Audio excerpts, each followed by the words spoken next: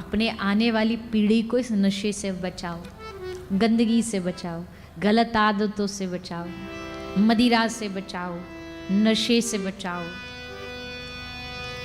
कौन सा शौक है इसमें, कौन सा गर्व है इसमें? कुछ भी नहीं।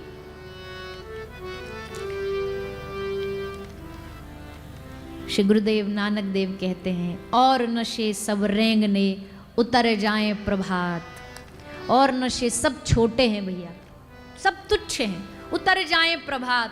चाहे तुम कितने भी महंगी से महंगी मदिरा का पान कर लो, एक रात तक उसका खुमारी असर रहता है, सब उतर जाता है नशा। और नशे सब रेंगने उतर जाएं प्रभात, पर नाम खुमारी नानका चढ़ी रहे दिन रात। नाम की खुमारी ये चढ़ गई, एक बार ये मस्ती चढ़ गई राधा नाम की, तो ये ना उतरने वाली। ये नशा करो ना, इस नशे में जीवन बनाओ ना। उस नशे से तो सारा जीवन बर्बाद कर लिया। हमारे पास कितनी माताएं आती हैं रोती रोती, खाने को घर में अन्न नहीं है, रोटी नहीं है, बच्चों के लिए फीस नहीं है, पर पति दिन रात बस मदिरा में पड़ा रहता है, शराब में पड़ा रहता है, आता है घर मारता है, पीटता है, बच्चों को गालियां देता है। ऐसा जीवन है बस। सब घर का सामान बेच दिया, सोना चांदी बेच दिया। तो कौन सा इस नशे से क्या मिल रहा है, क्या प्राप्त हो रहा है? और नशा ना भी छूट रहा हो, कई बार होते हैं ऐसे लोग जो चाहते तो छोड़ना पर आदत लग गई, तो उनको हम कहते भैया छोटा नशा छोड़ना है तो उससे बड़ा नशा पकड़ लो, छोटा अपने आप छूट जाएगा। तुम भक्ति का नशा पकड़ लो, तुम्हारे सब छोटे मोटे नशे भक्ति छुड़वा देगी, अपने आप छुड़वा देगी। बड़ा नशा पकड़ो जो जीवन बनाए, वो पकड़ो।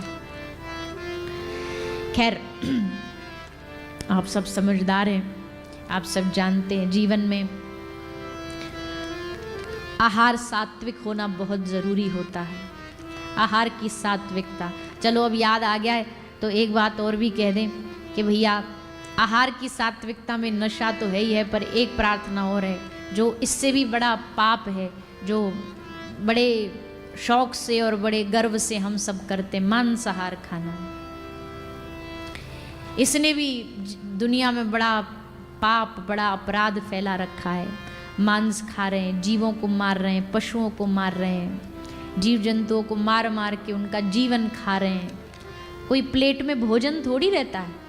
जो मांस खाता है उसके प्लेट में क्या लगता है आपको? भोजन है? भोजन नहीं, हमको लगता है उस प्लेट में किसी की जान है, किसी का हंसता खेलता जीवन है।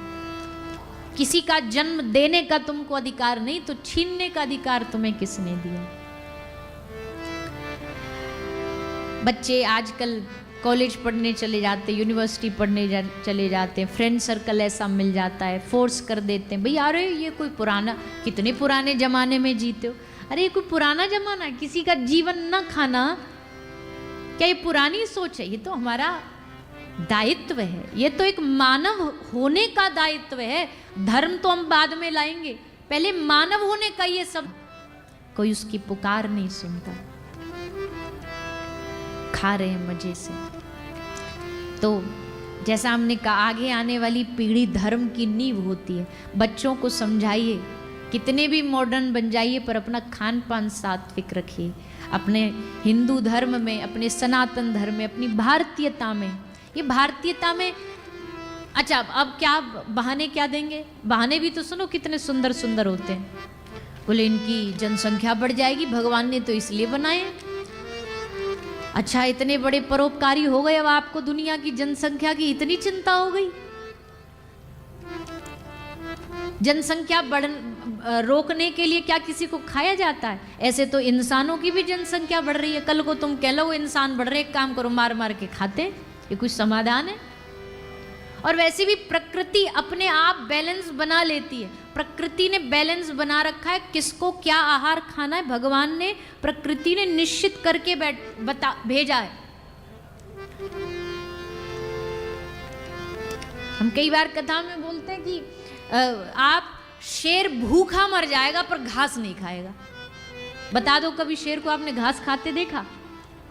ये भैया भोजन नहीं मिल रहा, मांसाहार नहीं मिल रहा, चलो आज घास से ही काम चला लेते ना, मर जाएगा भूखा पर घास नहीं खाए। गौ माता भगवान ने शाकाहारी बनाई है। भूखी मर जाएंगी पर मांस नहीं खाएगी, खाएगी घास ही, चारा ही खाएगी। शेर घास नहीं खाएगा, गाय मांस नहीं खाएगी। धन्य है रे मानव, घास खा ले, मांस खा ले, और तुम इसको थोड़ा सा समझाने जाओ तो तुम्हारी खोपड़ी और खा ले। तर्क पे तर्क, आर्ग्यूमेंट्स तैयार रहेंगी। ये भोजन, ये जो आप खाते हो, ये फल सब्जियां, ये भी तो पेड़ से आई हैं, इनमें भी तो प्राण है, ये भी तो जीव है। अरे इनको काटने में खून तो नहीं निकलता, इनकी चीखें तो नहीं निकलती। हाँ, ये भी भगवान की प्रकृति में अलग अलग प्रकार की रचनाएं हैं। भगवान ने ये वनस्पतियां ये इसलिए बनाई है कि मानव अपना जीवन का आहार बना सके, इनसे जीवन चर्या चला सके। इसमें किसी का रक्त नहीं है, इसमें किसी की जान नहीं है। और हम तो ये भी कहते हैं फल सब्जियां भी ठीक है, वो भी भगवान को अर्पित करके खानी चाहिए, क्योंकि उसको खाने का भी हमारा अधिकार नहीं है। तो इसलिए अपने भोजन की थाली को एकदम शुद्ध रखो, अच्छा खाओ, बढ़िया खाओ, चकाचक खाओ, माल खाओ। कौन ने रोका है आपको माल खाने से? छोला भटूरा खाओ, और क्या चलता, परोठे खाओ पंजाब में, और क्या चलता है, लस्सी पियो, तुस्सी लस्सी पियो, परोठे खाओ, छोले भटूरे खाओ। और माली माल है, भगवान ने इतने माल। कई बार लोग सोचते हैं शाकाहारी लोग क्या ही खाते होंगे, कैसे जीते होंगे। अरे कभी हमारे ठाकुर जी का 56 भोग देखो, क्या बढ़िया आहार, देख करके ठाकुर जी से नजर हट के 56 भोग पे चली जाती है। आधे सी जनता की तो कब भोग लगे, कब स्वाहा आहा, कब हमारे पेट में आए। क्या कमी है भोजन की? समझिए, ये जीव जीव नहीं है, इनमें साक्षात भगवान ही विराजे होते। आप किसी जीव को मार के खा रहे हो, आपको क्या लगता है इनके कर्मों का हिसाब नहीं देना पड़ेगा? क्या इसका हिसाब भगवान न पूछेंगे तुमसे?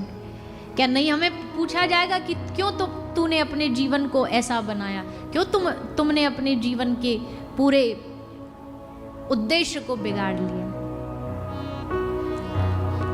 सात्विका, जीवों में दया, जीवों पर दया, पक्षियों पर दया, पशुओं पर दया, गौ माता पर दया। बताओ, भारत जैसा देश,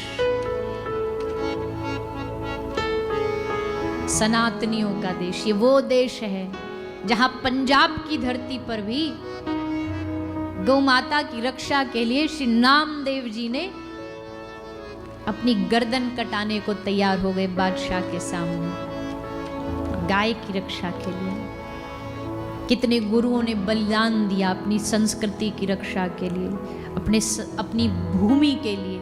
आज हम उनके बालक होकर के, उनके वंशज होकर के अपनी संस्कृति, अपने संस्कार, अपना धर्म सब भूल गए। गाय घर में होनी चाहिए थी, आज गाय सड़कों पर घूम रही है। बुरा नहीं मानिए, हम किसी के विरोध में नहीं है, पर कुत्ता घर में है